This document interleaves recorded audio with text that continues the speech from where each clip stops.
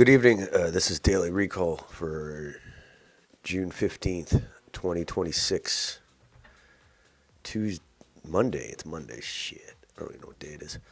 Uh, I hope everybody's having a nice night. So, what's making the news today on the social media is this Canada, this Bill C-34. It's causing a lot of controversy. They say it's a bill to ban kids under 16 from going on social media. But it's people are saying, oh, it's way more than that.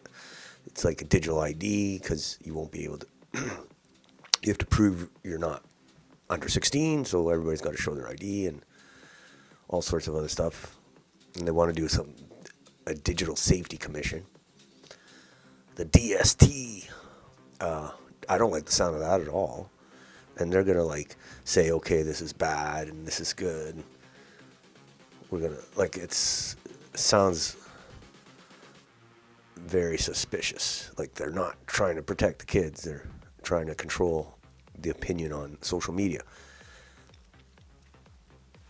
Because when there was only news channels and newspapers, you could control those. But social media, it's harder, much harder.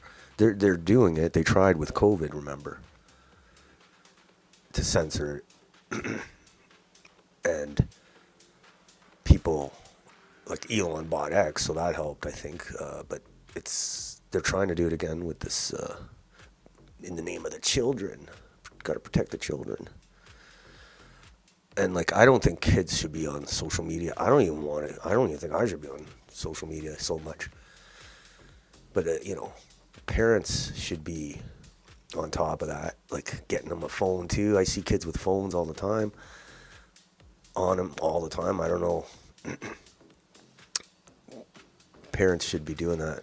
And then also they should go after these social media companies for the algorithms that encourage kids to, the rage algorithms, that leads to all sorts of problems with kids, like bullying and eating disorders and all that. So I'm in favor of that, going after some evil algorithm activity against the social, but forcing everybody to show their ID and then also other things sounds very suspicious, and they said the same thing with COVID. Oh, they're here to protect you. Meanwhile, they destroyed everything. Every time they destroy everything. So I don't think they can. I don't think they have much credibility. But and then the other thing is Iran. We were talking about Iran all the time for a few days, and then it really quieted down because they had a ceasefire, and now they're saying they have a deal and it's over. But Israel's like, no, we don't agree to this at all. So we consider ourselves still fighting Iran, and they're fighting Lebanon. So it's hard to believe that the U.S. will let Israel fight alone. So we'll see. Price is going. Dallas is going down though. It's 170 in Sarnia. So at least it's. I mean, we didn't need the war in the first place to kill thousands of people and make the price of gas skyrocket. It sucks. It's going to hit us in other prices in a few weeks, probably too. So hopefully that war is over, but I don't think it is. I think something will happen. Maybe a false flag or something in the USA or something. But yeah, if they kick me off social media, the digital safety commission, then I just want to grow tomatoes, have some goats, chickens. I don't need social media, but I grew up without social media, so without the internet, what am I talking about? So I think I could survive.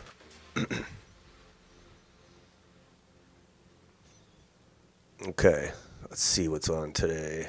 Just those are the two main topics: Iran and Iran and but the big topic is the C-34, the social media thing. Obviously, we're gonna follow it. I'm listening to all the experts and stuff and see what it may be, and it won't pass. You never know. I don't think so. maybe the Conservatives should have just defeated the government when they had the chance. I don't know.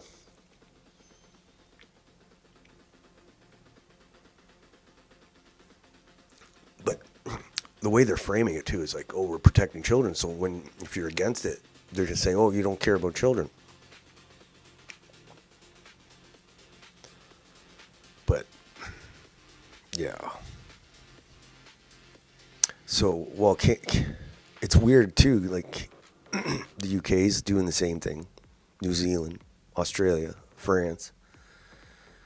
Just like COVID, like they did all the same policies. Like, what's the word I'm thinking of?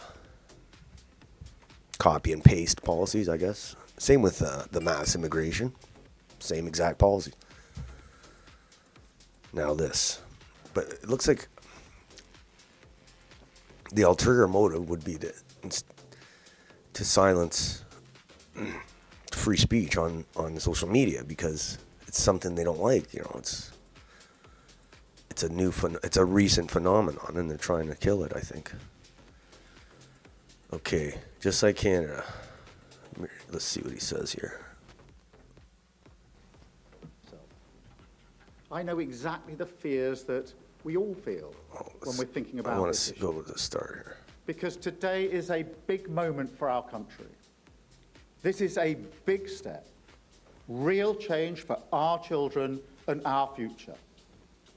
Because today I can announce that the government will ban access to social media for all children under the age of 16.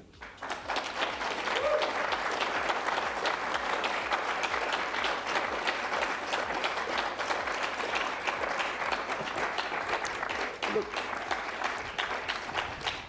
and this is not something I do lightly, and I will not present it as cost-free, as if social media has brought no benefits to young people, because clearly that is wrong.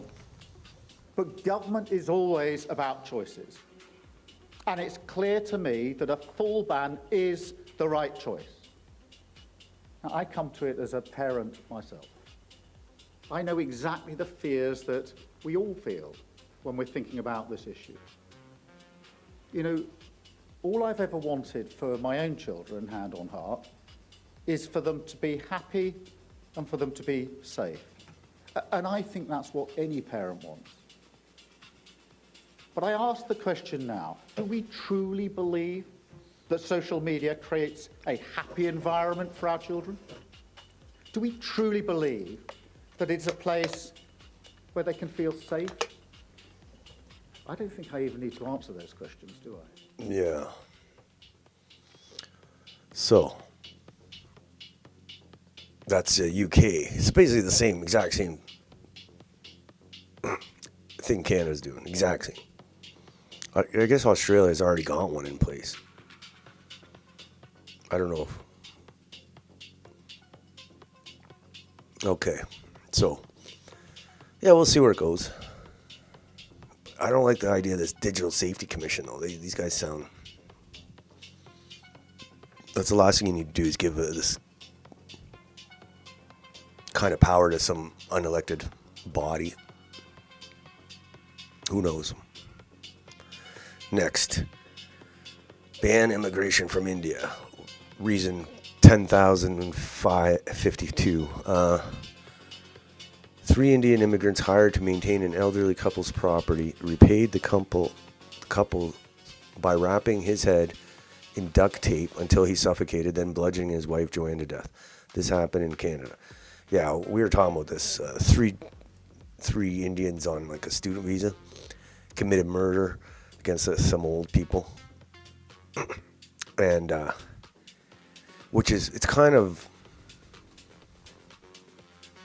it was kind of surprising because usually they're not into the murder. They're more into the scamming and the sexual assaults and the truck driving, shitty truck driving. So they're not really known for the murder, cold-blooded murders, but why not? But yeah, maybe we shouldn't have let them into the country because they killed an elderly couple. And I guarantee you, they see all the old people in Canada and they're like, we're totally... I'm not talking about these killers, but I'm talking about the just in general. They see all the old people, and they're like, yeah, we're totally taking over. So I think these guys just got a little ahead of themselves. Let's see. This video seems innocuous. Abhijit Singh and Kushveer Tour filming themselves cleaning the home of their soon-to-be victims.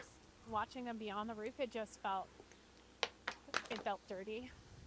It felt targeted. 1 month later, the two men returned with their roommates, Gurkaran Singh.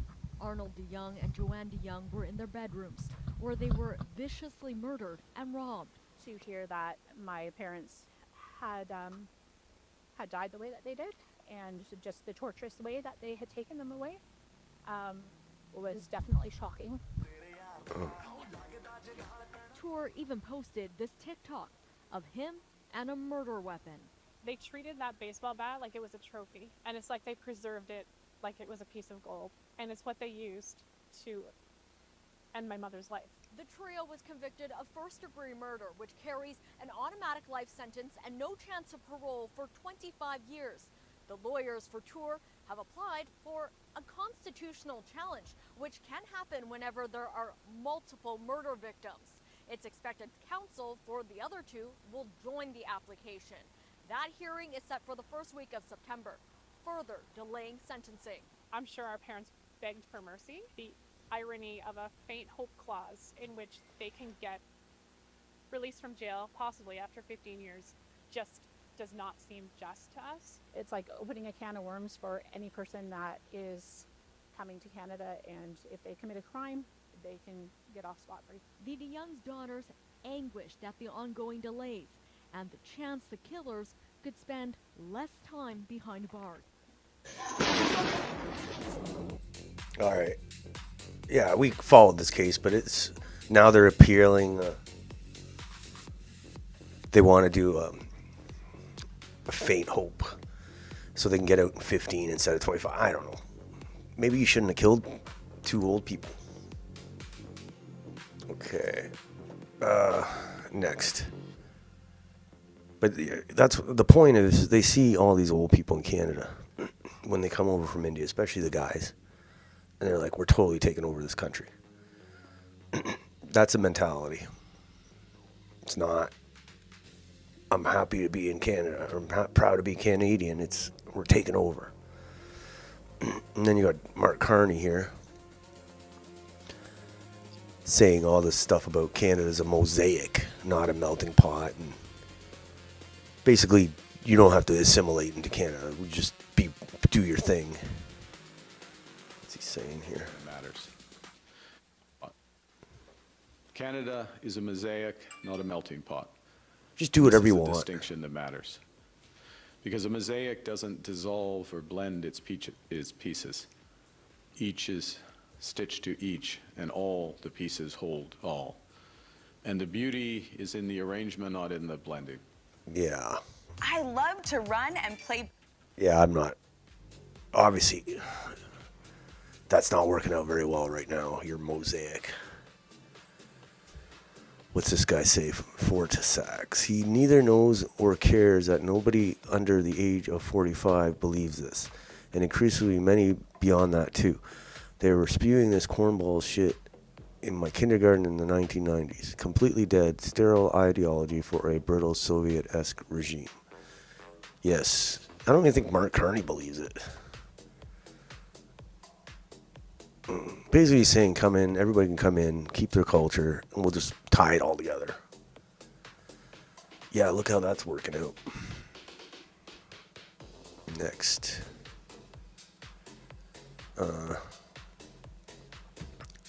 Queen's University law professor Bruce Pardy warns Mark Carney branded peaceful truckers seditionists and terrorists simply for protesting Trudeau's mandates. No violence, just honking horns and parking tickets. Now, as Prime Minister, he's advancing liberal hate speech laws that will silence dissent and crush the rights to protest.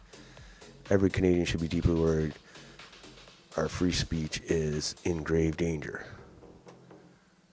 I don't want to watch all this. It's 3 minutes. Of course. February 2022, the Globe and Mail published a column with the title, It's time to stop. Okay, I think he summed it up. Yeah. We still have that Bill C9, the hate speech one. So between all these bills, holy. I don't know. We'll see if that works, sending the cops to people's houses for posts on the internet. We'll see if it happens. Oh, look at this guy. This guy's in England. It says, the current state of diversity in Birmingham, England. 2 Asian police officers approach a black man and ask him what he's doing. He tells them to fuck off, and they do. But yeah, this is crazy.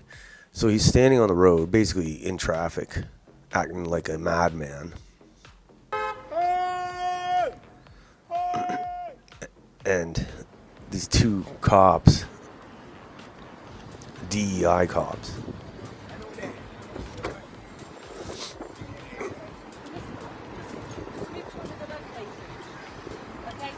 approach him, and then they leave him.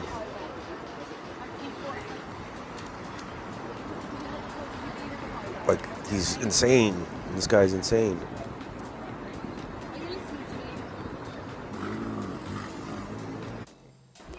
Look after your body all the time.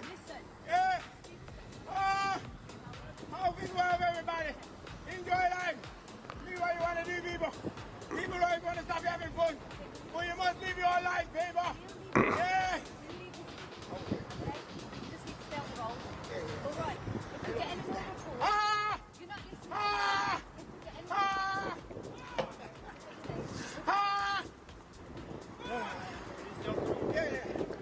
Anyway, they leave him.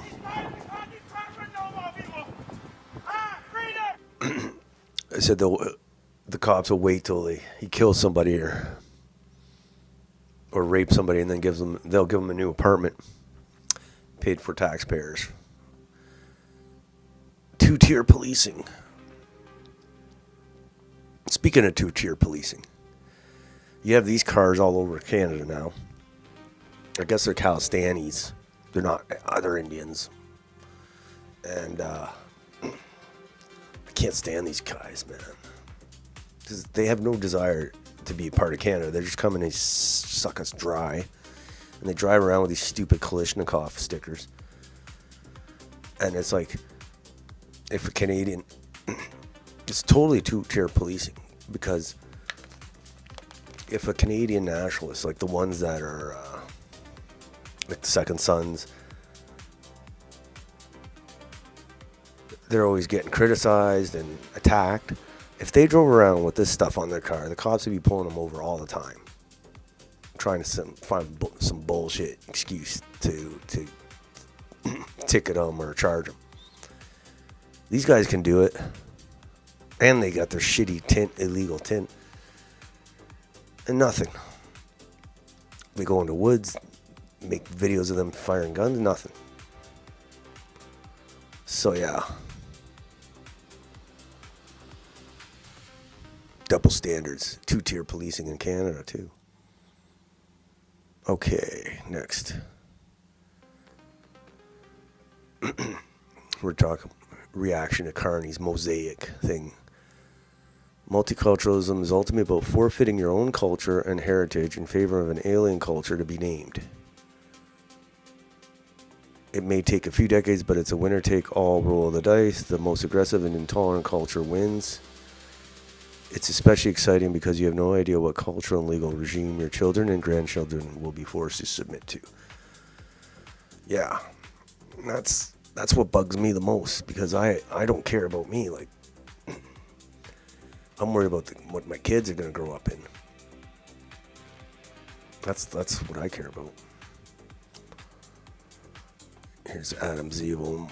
Mosaic approach to multiculturalism was a cute idea, but it ultimately created balkanized societies where ethnic groups remain isolated and mutually antagonistic. Experiment failed and needs to be replaced with something new. Yeah, it's totally wrong. Like, even when Greek people or Italian people or Portuguese people came to Canada, they were Portuguese Canadian or Greek Canadian, but guarantee their kids or for sure their grandkids, by the time they had grandkids, the grandkids weren't Portuguese or Greek or Italian, they were Canadian, because they mixed in and they didn't retain their Greek or their previous identity, the grandkids I'm talking about. But with these guys that are coming in now, it's totally like they're not even bothering trying to be Canadian. So yeah, the mosaic approach. The mosaic approach to multiculturalism was a cute idea, but it ultimately creates balkanized societies. Yeah, that's what we're seeing in Canada. Horrible, horrible stuff. Oh, there's the White House. They had the UFC thing at the White House, and this, I guess, was the opening. Idiocracy. If you ever seen Idiocracy, the movie Idiocracy, it's a classic. You should watch it. This would totally be a scene in Idiocracy, which is mind-blowing. All right, next. 12-year-old boy in Toronto charged with attempted murder after he allegedly drove a stolen car into a police officer early Monday morning. The officer was left with serious but life-threatening injuries. Yeah, I don't know if they shot the kid or not. But yeah, 12-year-old kid, what the hell, man?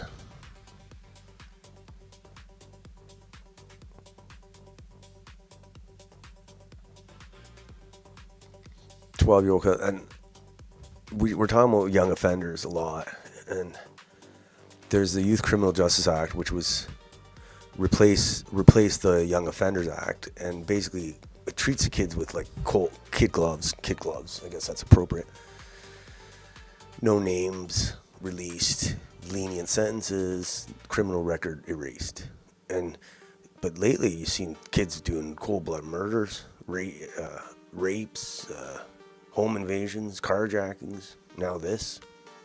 So definitely I think Youth Criminal Justice Act needs to be revised, because it was meant for if a kid did something dumb, he wouldn't have his life ruined over it. Like stealing something or whatever. That's what it was meant for. Because back then, kids weren't doing murders. So the Youth Criminal Justice Act was meant for a lot of kids would get into trouble, steal-in, break-ins, whatever. So that's what it was for. So they definitely need to revise it. Like, if you do a serious crime, you're going as an adult. I don't care.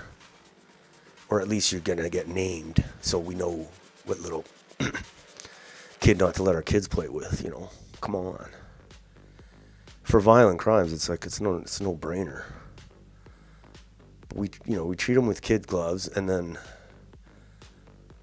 they take advantage of it because they know the law, they know the rules, and you have kids. They say, "Oh, sorry, you can't do anything to me. I'm under 18," and a lot of criminal gangs will use minors just for that reason. So.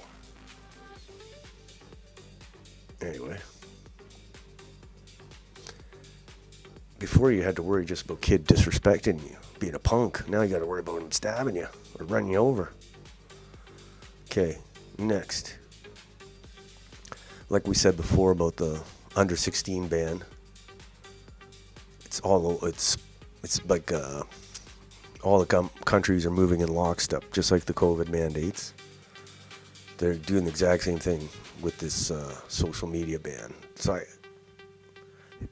it's an attack on expression, freedom of expression. Just like COVID was an attack on personal autonomy of your body. We'll see. We'll find out. Okay, next. I was reading this today, and it really struck a chord with me about the Indians issue, the Indian immigration issue in Canada. And the United States, same thing, but An Indian wrote it. Many Indians emigrate to the United States and other Western countries because they find key aspects of life in India terrible, including climate, infrastructure, governance, hygiene, safety, morality, and levels of trust. So basically everything. One of the first things many Indians do after arriving in America is try to remake it like India by importing boatloads of more Indians and creating the same filled culture here in America. Assimilation is a myth, especially at this scale. The first wave of Indian immigrants consisted mostly of IT graduates and other elite, highly skilled top university students. This is for when I was growing up. They assimilated well, contributed significantly to American society, committed virtually no crimes, and built an excellent reputation. I agree with that. Like, I never heard anything about Indians. Very rare. Most of them did a really good job of not acting Indian. Because I met a few of them. Subsequent waves, however, consist of average Indians who are mostly opposite of the first wave. As a result, the West is done with Indian immigration. Either we need to return to first wave style immigration, selecting top talent, or end Indian immigration altogether. I say that all the time. Because current Indian immigration works negatively for all of us here. And this is an Indian saying it. I kind of feel bad for the Indians that were here, like since the 80s. They're probably like, damn, you guys screwed everything for us. Screwed it all up for us, man. Okay. Here's more Carney. PM Carney says Canada is a nation of immigrants and compares his Irish heritage with immigration today. My family's story is played out across families that came, whether in the last few months from Mumbai or centuries ago from Ireland, I guess. Yeah, so yeah. Same. It's not the same thing. There weren't a billion Irish people.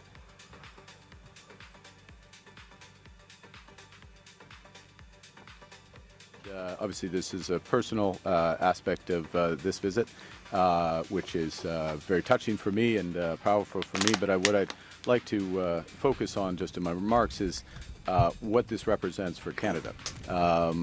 We're a country of three founding peoples, Indigenous peoples, the French, the British, but also a nation of immigrants. And in various ways, my family's story is played out across families that came from, whether in the last few months from Mumbai or the last few months centuries ago from Saint-Malo or indeed from County Mayo. And the focus of this visit the last 2 days, 24 hours, has been further strengthening the relationship between Canada and Ireland.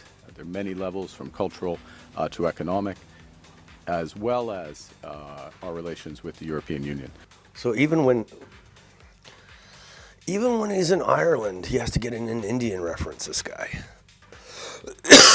He wants to fill Canada up with Indians, man. It's crazy. He's a banker. All he cares about is money. Okay. Next. Gun bans aren't intended to fight violent crime. Social media bans aren't meant to protect children. Limits to speech aren't meant to fight hate. Wake up, Canada. You're giving absolute control over your reality to the worst people on the planet. Yeah, I agree with that. Next. Okay. Here's Michael Geist. He's been saying a lot about this. I guess he's pretty expert on this stuff. But anyway, I said government claims they want to protect kids by banning social media. During COVID, they said the same thing. They were protecting people. Instead, they shut down businesses, pushed experimental vaccines on millions, and punished anyone who refused the shots. And they also let millions of migrants from poor countries. That's what they did to protect us. So I'm afraid what they're going to do now. What's Michael Geist say? If the kids' social media ban gets the headlines, but my post argues Bill C-34's most consequential element may be the Digital Safety Commission, a super regulator overseeing the system with its own rules of evidence, potentially secret hearings, and wide-ranging powers. Yeah, Digital Safety Commission. Sounds a little suspicious. Sus. Sounds a little sus. Okay. Next. Greg Wycliffe. Creating a censorship bureaucracy that regulates all content online in Canada isn't good or normal. The urgency around and rejection of the Digital Safety Commission's needs to become much more intense, as this is the most dangerous part of C-34 by far. So Digital Safety Commission. J.J. McCullough. The Liberals' latest internet regulation bill doesn't give any new powers to the CRTC, which is good, but this is because it just creates a brand new CRTC type thing called the Digital Safety Commission of Canada, which will now handle all censorship duties. Yeah, I don't like the sound of that Digital Safety Commission at all. Next, there's a 12-year-old boy charged with attempted murder. Failed to stop for police after Toronto officer was struck and injured while attempting to stop the driver of what investigators say was a stolen vehicle overnight. So not only did he try to hit the cop, it was a stolen vehicle that he tried to hit him in.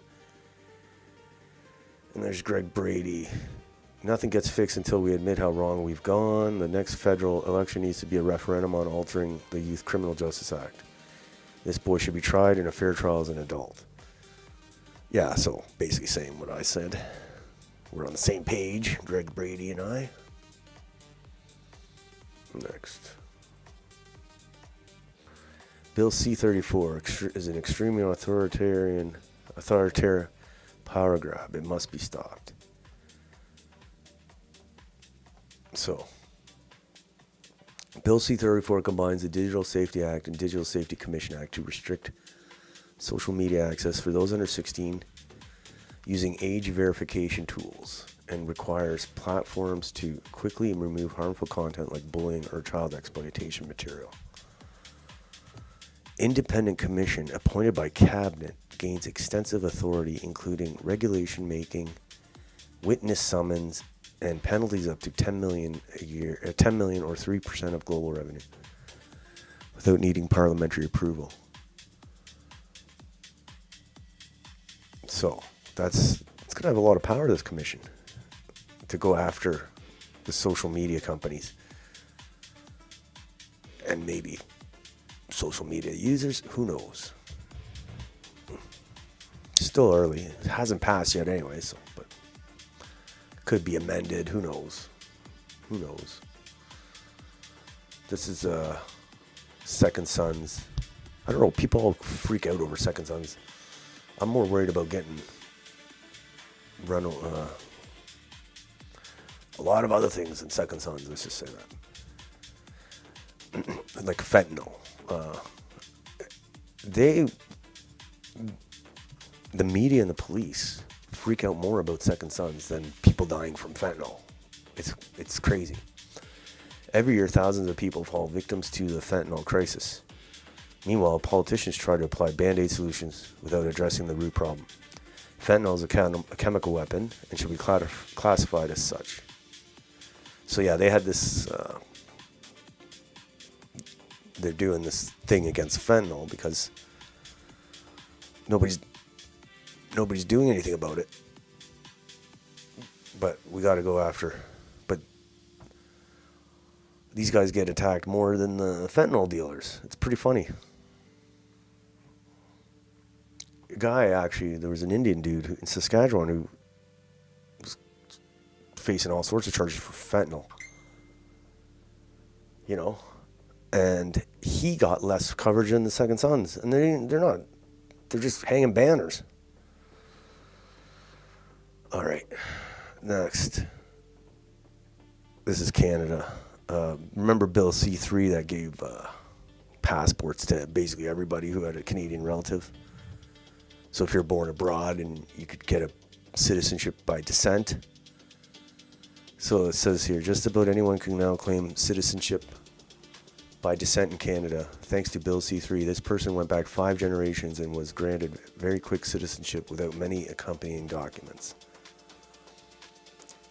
So he said he's basically had a Generation 5 descendant of an individual born in New Brunswick, my 3rd great-grandfather. So he got a citizenship because of that. It's like they're giving out passports here like Halloween candy. I'm sure he did some corruption to get that approved so quick too. But yeah, it's crazy. They just want to give passports out. It's like Oprah giving out cars. But here it says, a large people who were granted Canadian citizenship by descent have received a surrender letter over the weekend by immigration, placing their files under review. Many are now panic-stricken as their citizenship may be revoked. So, that's good, I guess. But it never even should have happened. They shouldn't be getting citizenship in the first place, just based on descent. It's ridiculous.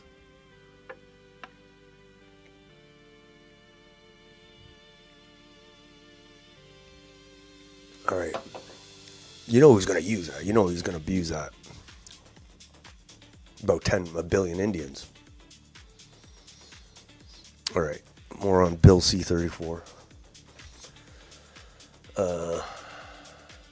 Commission's Bill C-34 super regulator decides how dozens of rules are implemented, including age verification, social media ban exemptions, and harmful content removal requirements. Okay, so we saw that already.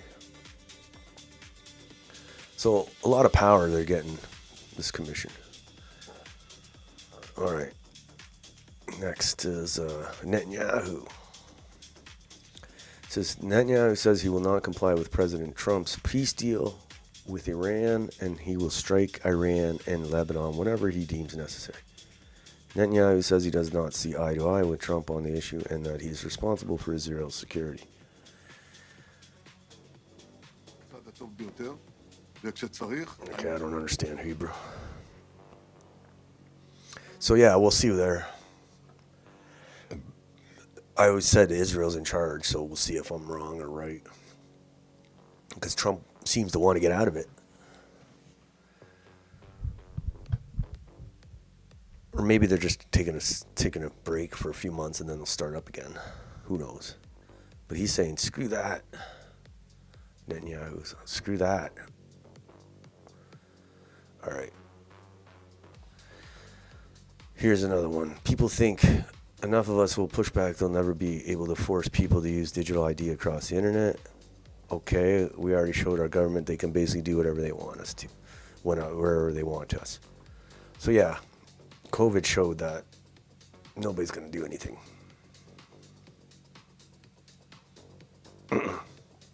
And this will be the last article for the evening. This is funny, I read this story.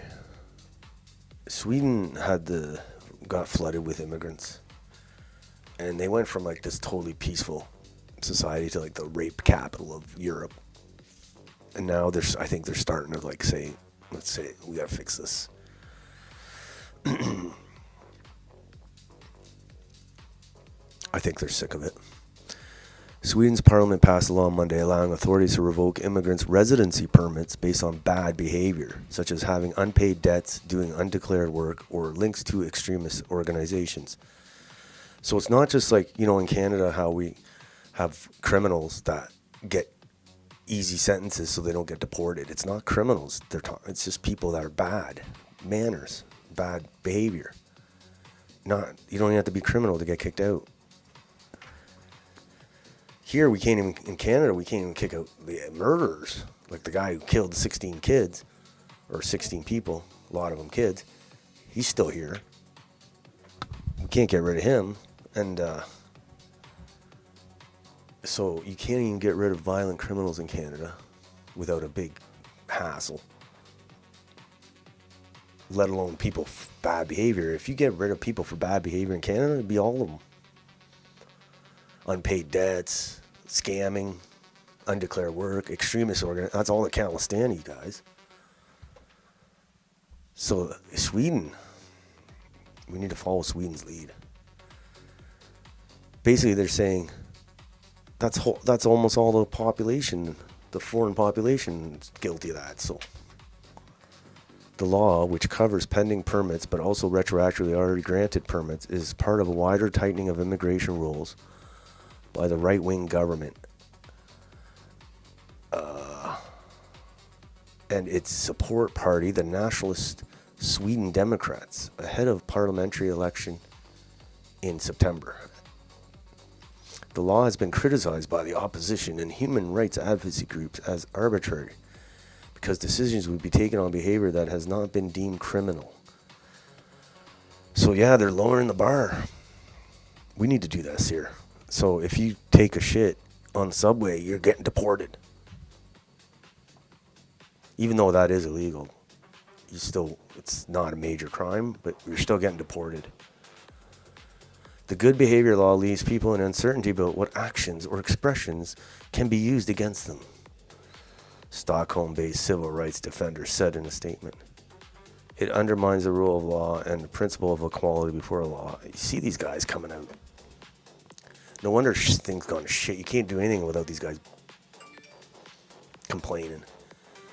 Government, which won the 2022 election on a promise to reduce immigration and crack down on crime, has said that people who misbehave or commit crimes are not welcome.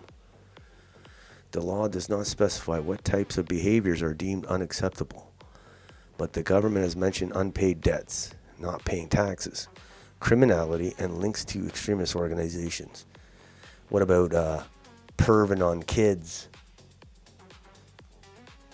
Sexual assault. I guess that's criminal. The migration agency is tasked with reviewing the permits, and the decisions can be appealed to a migration court. Oh, I would love to be on the migration agency. I would love it. Oh, I'd be like, yeah, you're totally getting deported. Anyone who doesn't make the effort to do the right thing shouldn't be able to count on staying, Minister of Migration Johan Forsell said when he proposed the bill in March.